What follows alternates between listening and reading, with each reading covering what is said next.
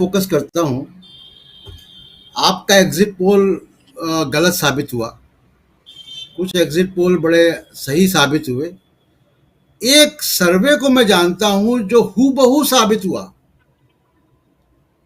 और वो सर्वे मुझे लास्ट फेज की पोलिंग के पहले ही मिल गया था, जिसको मुझे भेजा गया कि बीजेपी का इंटरनल सर्वे, उसको मैंने आपको भी भेजा था, आपके पास भी वो 28 पेज का डॉक्यूमेंट है। आपको याद है उसमें कितनी सीटें थी बीजेपी की? 255। आई कितनी? 255। मैं आपको सलाह देता हूं कि भाई उनका जो वो था सेफोलॉजिस्ट, उसको पकड़ के लाइए, उससे बेहतर कौन होगा? इतना एग्जैक्ट सर्वे तो कोई बहुत ही बेहतरीन आदमी होगा वो, जिसने किया होगा।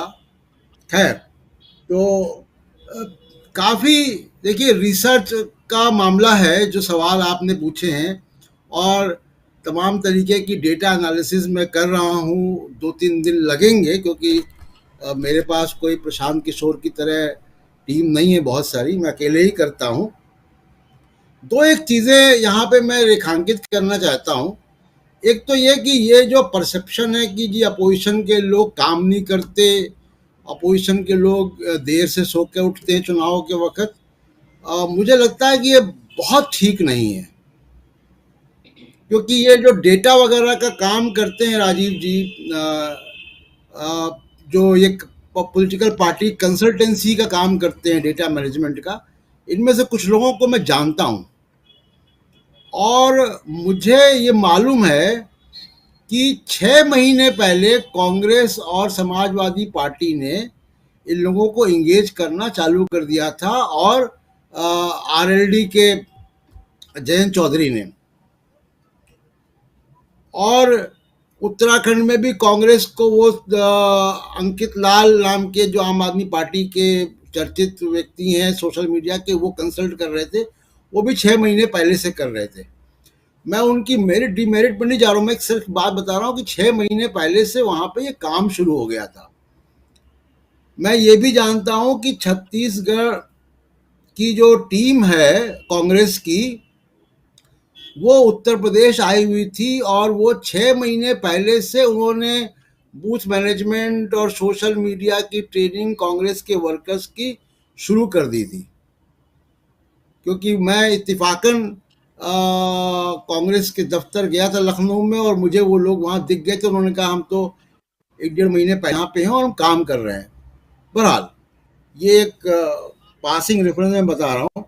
दूसरा कि जो कुछ एक चीजें हाइपोथेटिकल में ईवीएम पे अभी सीधे नहीं बात कर सकते बिना किसी इन्वेस्टिगेशन के, तो किसी कॉन्स्पिरेसी थ्योरी में ना जाकर मैं कुछ चीजें आपके पास रखता हूं जो सोचने समझने के लिए होंगी। जैसे कि 11 सीटें हैं उत्तर प्रदेश में, जहां पे रिजल्ट 500 के अंदर आया, जिसकी एक आध दो सीट की चर्चा बुशरा जी भी कर रही थी।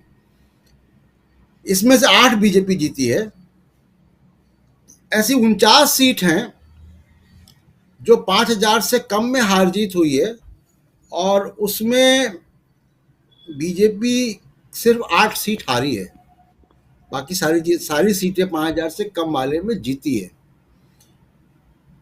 कुछ एक प्रोजेक्ट हमको सुनाई दिया था फील्ड में कि जी पर बूथ 30 वोट को इंश्योर करने का, जैसे भी ये इलेक्शन कमीशन को इस तरीके की जांच करनी चाहिए, तो पर बूथ 30 वोट इंश्योर करने का मतलब होता है कि करीब पूरी कंस्टिट्यूंसी में 5,500 वोट, और 5,500 वोट के लिए कुछ अलग से रकम भी रखी गई थी।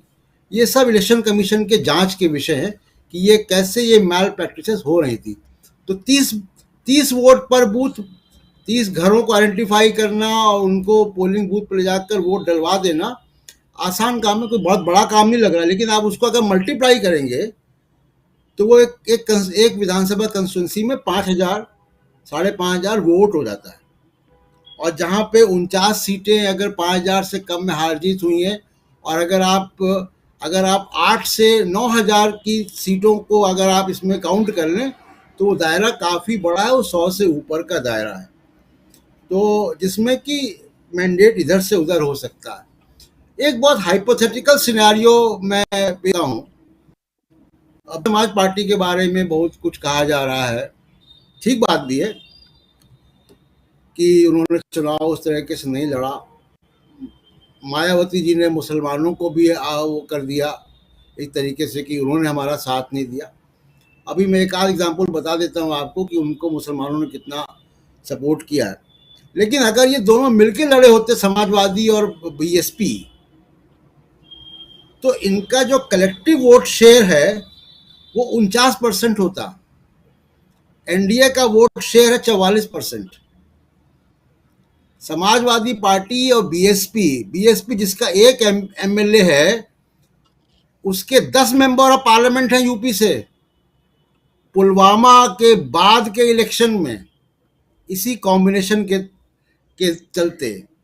तो ये कुछ हाइपोथेटिकल चीज़ें हैं जो कि मैं आपको बताना चाहता था।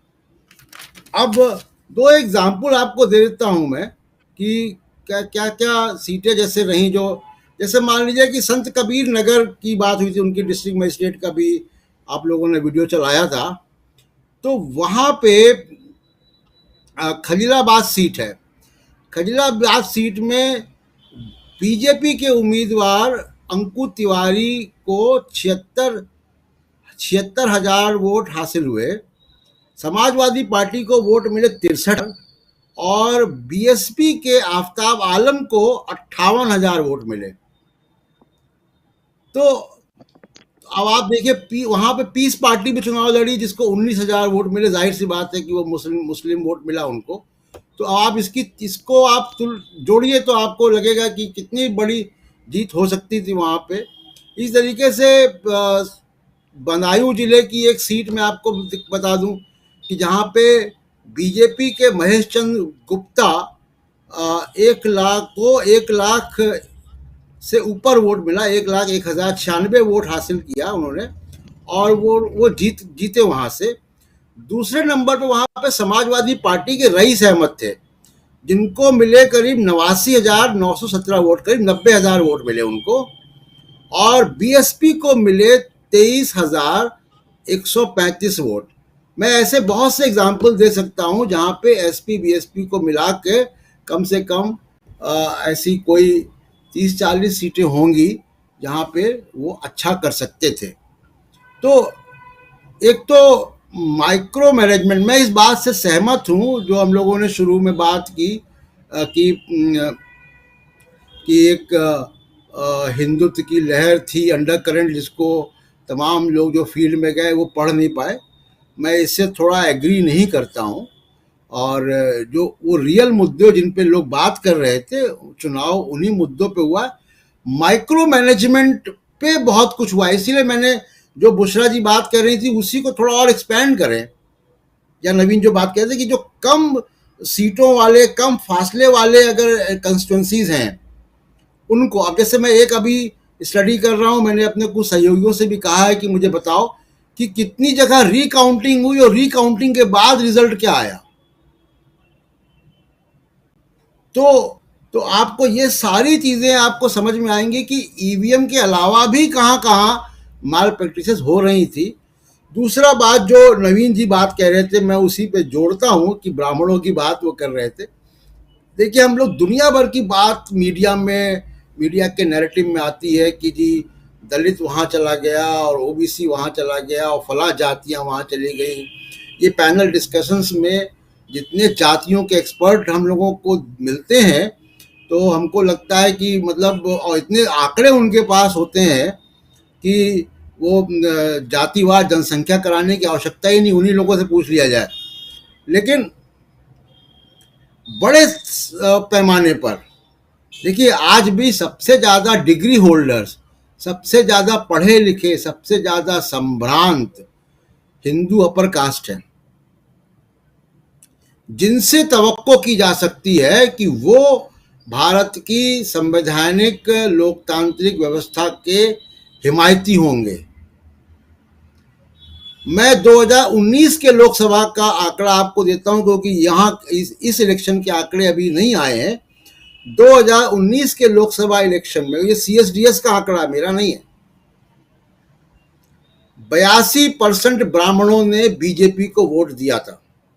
ये एग्जिट पोल के आधार पर है ये आंकड़ा, ईवीएम से ऐसा आंकड़ा नहीं निकल सकता। तो 82% ब्राह्मणों ने बीजेपी को वोट दिया था। 89 यानी 89% क्षत्रिय ठाकुरों ने बीजेपी को वोट दिया था और 70% बनिया ने वोट दिया था। अब आप मुझे बताइए कि इतनी बड़ी संख्या में कौन सी जात, मुझे लगता है कि जाटव भी इतनी बड़ी संख्या में मायावती को वोट नहीं दिए होंगे। तो ये जो सांप्रदायिकता है हिंदू अपर कास्ट की, इसकी चर्चा ही नहीं होती है। जिनसे तवक्को है कि सबसे पढ़े लिखे हैं, सबसे ज्यादा यूनिवर्सिटीज में, सबसे ज्यादा वाइस चांसलर वो हैं, सबसे ज्यादा जजेस हैं, ब्यूरोक्रेट्स हैं, पत्रकार हैं, सारे न्यूज रूम भरे पड़े हैं इन लोगों से। और ये कौम सबसे ज्यादा सांप्रदायिक, अगर ये माने कि बीजेपी को पढ़ने वाला वोट जो है वो सांप्रदायिकता का से प्रभावित है, तो इसकी भी चर्चा होनी चाहिए मीडिया में।